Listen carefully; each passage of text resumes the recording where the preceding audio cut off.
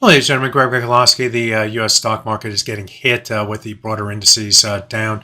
The Nasdaq index down about 1.37%, and the S&P index now down about 0.7%. So let's take a look at what the technical picture looks like in those major indices as we head into the new trading week, the holiday shortened trading week, and also NVIDIA earnings, which will be released tomorrow after the close. So let's get started. Take a look at the hourly chart of the Nasdaq index to start things off. This low right here was the low for the year, and as you can see, we trended to the upside, peaking around the 12th, 13th of February before rotating to the downside and trading last week. We did get below the 100-hour moving average for a single closed bar right here, but then rotated to the upside, closing here, and then gapped higher the next day, correcting up to the upside, which took the price near the low from the previous week right through here, and we found resistance sellers against that level in trading here today. The price gapped up to the downside or opened lower, and then we moved below the 100-hour moving average. That's a blue line in this chart. The low comes in at 15677.01, and you can see the price is gapped below that level and has moved down to currently around the 1.15558 level.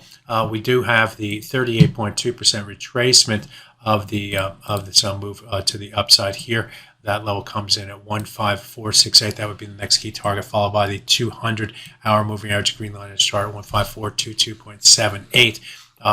If you have a trend-like move that we saw into in 2024 after the first week where we moved to the downside, the 38.2% retracement is the level that I'd like to see move below to show that the sellers mean business. So far, they haven't been able to do that.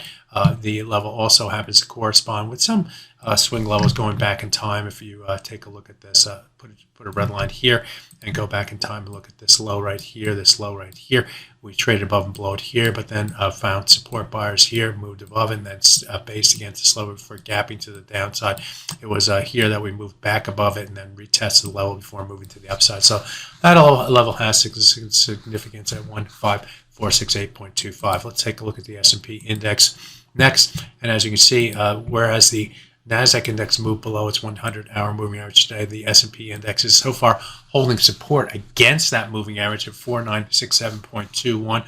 Like the Nasdaq index, we did have a move below that level earlier in the month of February, but it only lasted 2 bars here before moving to the upside and then rotating higher through here. Like the Nasdaq index as well, we've seen a sharp move up from after the first week decline here, which saw the market trending to the upside.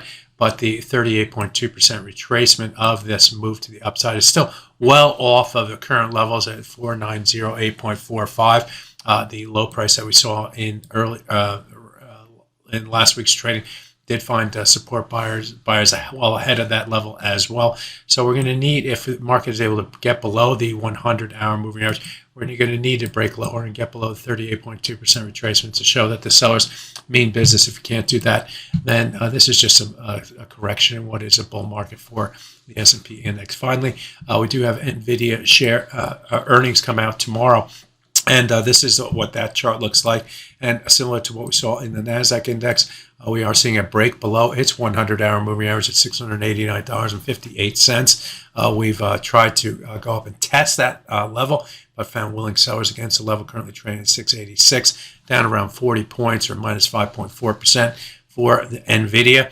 So it is showing some weakness here. If the price is able to stay below the 100-hour moving average at $689.58, I would keep the technical bias more to the downside in this stock. So there you have it, a look at some of the broader major stock indices and also NVIDIA ahead of their earnings tomorrow afternoon.